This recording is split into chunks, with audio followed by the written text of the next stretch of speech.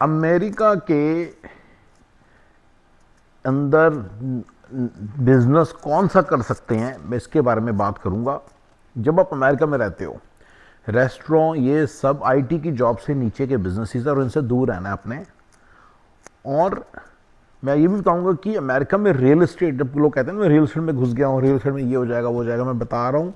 मैं आपको real estate का एग्जांपल दूंगा आज, ताकि आपको पता चले कि रियल एस्टेट अमेरिका में कितनी ट्रिकी है और कितनी मतलब ज़्यादा आपको धोखा दे सकती है और कैसे आपकी ये नेटवर्थ को ज़ीरो कर सकती है। ठीक है ना। तो इन जनरल आपको पता है, मैं बहुत सारे वीडियोस बना चुका हूँ कि आप पहले अमेरिका आओ मत। अगर जो मिडिल क्लास अबव है, यानी कि अपर मिडिल क्लास या अपर क्लास है, बिल्कुल अमेरिका आने की ज़रूरत नहीं है। अगर आना ही आना है, आ ही गए हो, तो यहाँ पे आके आईटी की जॉब करके बहुत अच्छे पैसे बन सकते हैं। मैंने 13-14 बिजनेसेस की लिस्ट बनाई है, जिसमें से Indian restaurant, Indian grocery store, ये वो ऐसे करके 13-14 हैं। इनके अंदर मत जाओ, ठीक है। और ये उसी सीरीज़ का पार्ट है कि कौन सा फिर बिजनेस करें ना, या क्या ना करें। अभी मैंने कौन सा करें बताना स्टार्ट नहीं किया, पर कौन सा ना करें वो मैं बड़ा बताता रहता हूँ, ठीक है ना। क्योंकि हमारी जो देसी जनता है बड़ी गुमराह है और उनको मालूम नहीं है, ठीक है ना। तो इस सीरीज़ में कि which how to, like I call it like businesses in USA, how it works, like how the business works in USA, मैं उसके बारे में आपको बताऊंगा। तो ठीक है। So guys, this series will be called as Doing Business in America, and then we'll talk more and more about all the business stuff of America. Never run a business with supply chain. ये तो मैंने एक basic सी चीज़ ऐसी लिख रखी है, बड़ी important बात बता देता हूँ। आपने कभी भी कोई ऐसा बिजनेस नहीं करना जिसकी सप्लाई इंडिया से आएगी। ये सुन के अच्छा बड़ा लगता है कि इंडिया में ये चीज़, जैसे मैं एग्जांपल देता हूँ, मान लो इंडिया में मान लो मसाले बिकते हैं, तो आपको मैं यहाँ पे मसाले बेच दूंगा, इंडिया से मसाले सस्ते ला के यहाँ पे बेच दूंगा। Don't do it. मैं एक आता है कि मैं मान लो इंडिया में मान लो लकड़ी बिकती है, सोफे बिकते हैं, फर्नीचर बिकते हैं, मैं इंडिया से ला के यहाँ पे बेच दूंगा, इंपोर्ट करूँगा यहाँ बेच दूंगा, मत करो। तीसरा, इंडिया में मैंने सुना टाइल्स, मार्बल, मकराना मार्बल तो इंडिया अमेरिका में मतलब मिलता ही नहीं है, तो ये मकराना मार्बल मैं इंडिया से ला के यहाँ बेच दूंगा, मत करो। ठीक है। पहले तो इस बात को समझो कि जो फंडा है इसके पीछे, बेसिक सही फंडा है। आपको यहाँ पे नॉर्मल लाइफ चलाने के लिए कम से कम टैक्सी ड्राइवर से तो ऊपर बनाने हैं। टैक्सी ड्राइवर यहाँ पे $10,000 पर मंथ बनाता है, पर पर्सन 10 से 12 हज़ार बनाता है। हस्बैंड और वाइफ हैं, 2 बंदे हैं, तो वो लोग मिलकर 12-12 हज़ार डॉलर, $24,000 को कमाने ही कमाना है, उसमें उनकी नॉर्मल लाइफ बनती है। इंडिया वाला बंदा क्या होता है कि जब वो आपको $24,000 कमाते देखेगा ना, तो वो अपना मतलब सब कुछ मतलब बेच देगा, इन सारा अपना दीन ईमान बेच देगा, और कभी भी आपको बनाने नहीं देगा। उसको लगेगा कि आपका तो 1.5 करोड़ का प्रॉफिट है। वो ये तो समझ ही नहीं पाएगा कि आप अभी सिर्फ अपनी रोजी रोटी खाने वाले बने हो। अगर आपकी सैलरी, अगर आपकी इनकम है, लेट से आप अच्छी पोजीशंस पे हो आईटी कंपनीज में भी, तो आपकी लेट से खुद की इनकम 250 की, आपकी वाइफ की भी 250, आप 500-600 की रेंज में बैठे हुए हो, तो भूल जाओ कि आप इसको रिप्लेस कर पाओगे इस तरह के बिजनेस से। आप अपनी इनकम को इस तरह के बिजनेस से कभी रिप्लेस नहीं कर पाओगे, क्योंकि इंडिया वाला जो आपका सप्लायर वो क्या करेगा, देखिए इसका स्केल कितना बड़ा, $6 लाख कमाने हैं। $6 लाख का मतलब है अप्रॉक्सीमेटली आज की डेट में 5.5-6 crore Indian rupees. 5.5-6 crore Indian rupees कमाने के लिए आपकी सेल होनी चाहिए लेट से 40 करोड़ की। तो 40 करोड़ का वो सामान भेजेगा आपको इंडिया वाला हरामी बंदा, और आपका फुद्दू बनाएगा। उसने करना ही करना है। उसने क्या करना, उसने करना ही करना है कि उसने ना घेरा फेरी करनी ही करनी है।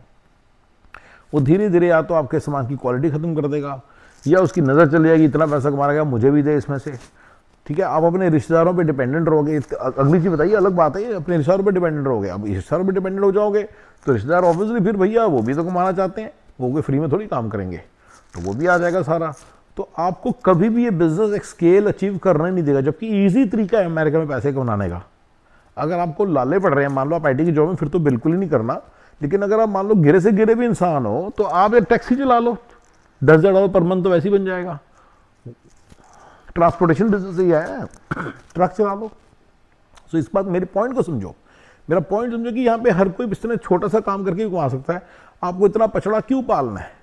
सबसे बड़ी बात, आप आईटी की जॉब ले लो। अगर आपको थोड़ी सी भी इंग्लिश बोलनी आती है तो आप आईटी की जॉब ले लो। मैंने बहुत सारे वीडियोस बनाए हैं। हस्बैंड वाइफ दोनों आईटी की जॉब आराम से ले सकते हैं लोग। अब आप लोग, मुझे बहुत सारे लोग पूछते हैं, मेरे तो इतने सारे दोस्त हैं जो ग्रीन कार्ड और सिटीजन है, अरे मरदूद हैं, थोड़ा सा भी हाथ पर हिलाना नहीं चाहते, नो बॉडी वांट्स टू, वो टैक्सी भी नहीं चलाएंगे ना फिर।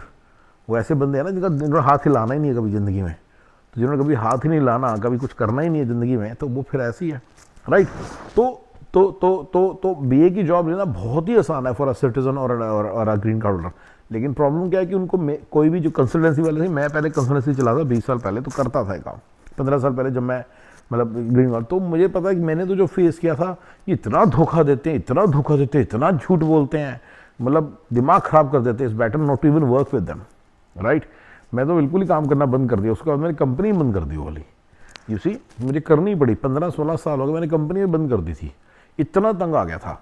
तो उससे मैंने ये लर्न किया कि इन लोगों को इसलिए जॉब ही नहीं मिलती क्योंकि धोखा देते हैं। अदरवाइज आईटी की जॉब ले लो, अगर आपको थोड़ी सी भी इंग्लिश आती है, नहीं भी आती तो मैनुअल टेस्टर की जॉब ले लो, बड़ी बड़े आराम से मिलती है।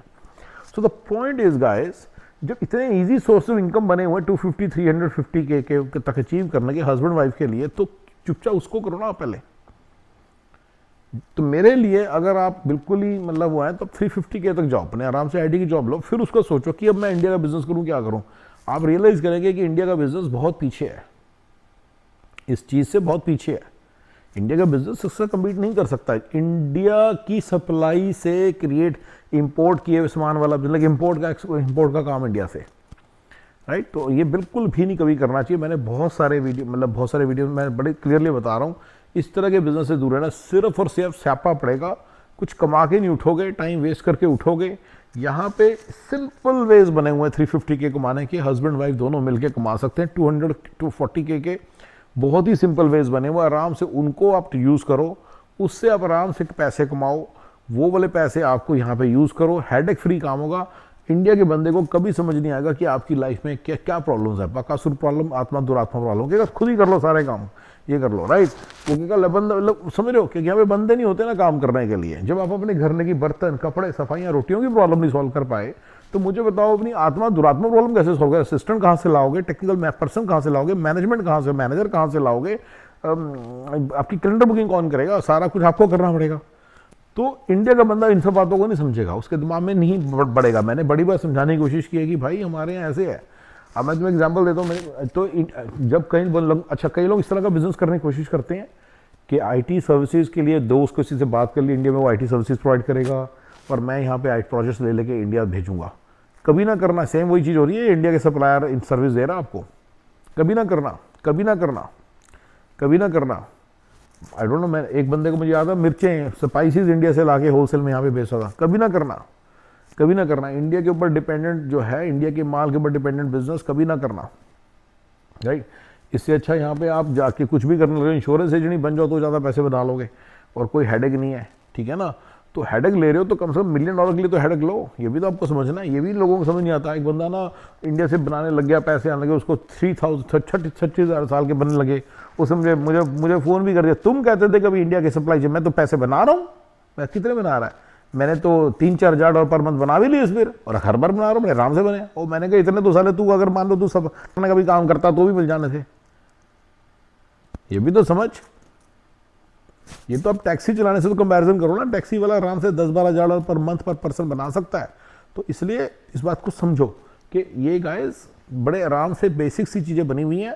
तो थोड़ी सी मॉडरेट सक्सेस मिलती है, उसको लोग समझते हैं पता नहीं क्या बन गया, लेकिन उनको समझ आना चाहिए कि इस सक्सेस की कोई वैल्यू नहीं है। तो इंडिया की सप्लाई से यानी कि इंडिया से इंपोर्ट करके मैं यहाँ भेजूँगा, इस तरह के बिजनेसेस को करने का दिमाग से निकाल दो। मैं चाइना से इंपोर्ट करके यहाँ पे सामान भेजूँगा, इसको निकाल दो, ठीक है। अब एफबीए में फेलेवर चलता है। कुछ लोग यहाँ बैठे हुए हैं, कुछ होलसेलर्स बैठे हुए हैं जिनके चाइना का सामान होता है, कहते हैं हम यहाँ के बैठे हैं, वो कहते हैं हम अमेजोन पे भेजेंगे। वो बिल्कुल करो, दैट इज डिफरेंट।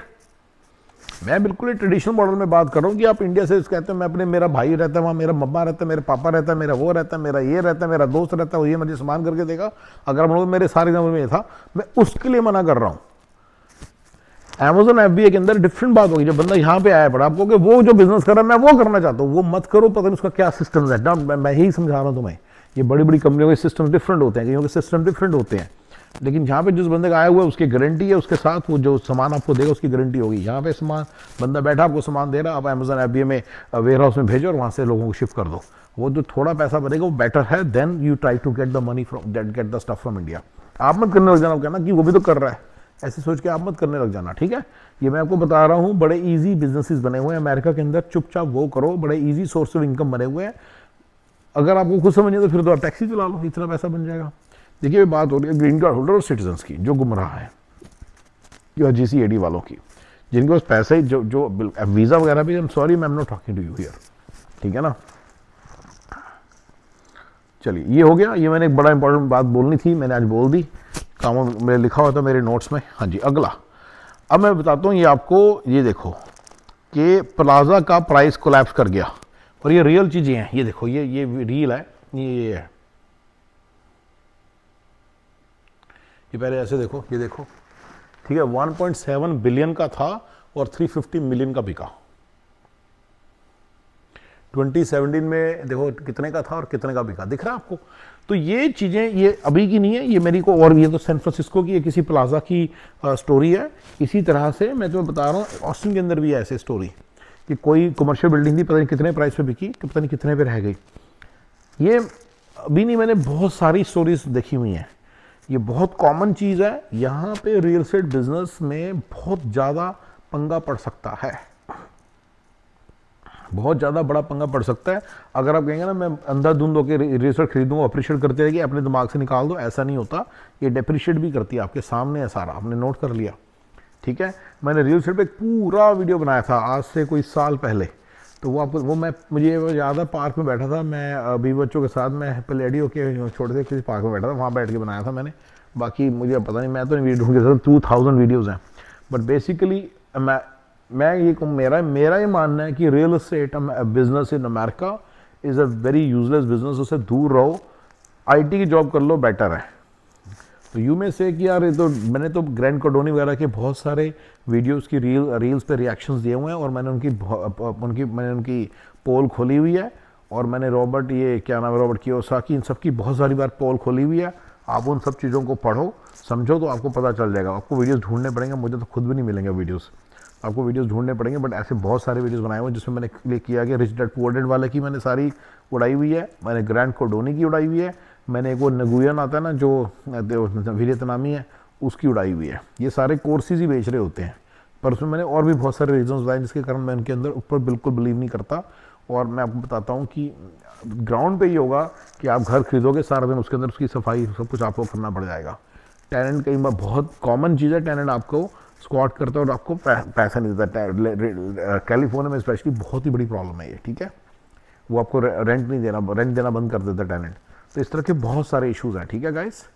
चलिए गाइस, तो रियल एस्टेट बिजनेस से दूर रहें, ठीक है ना। एंड तीसरी चीज़ आ जाती है होटल। मैंने होटल्स में इन्वेस्ट करने की बात की हुई है।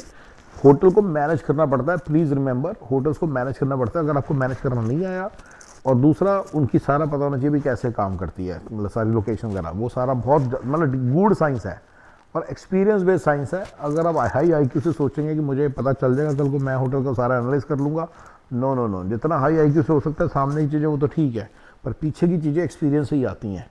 तो वो तो तब तक नहीं सर जब तक आपने 5-10 होटल देख नहीं लिए खरीदे बेचे हुए। तो इसलिए मेरे हिसाब से वो तो उसमें जाने लायक बिजनेस है, लेकिन बड़े सोच समझ के और दिमाग लगा के, क्योंकि ख़त्म भी कर सकता है आपको, कंप्लीटली ख़त्म कर सकता है। ठीक है गाइस, चलिए जी, ओके जी, बाय बाय।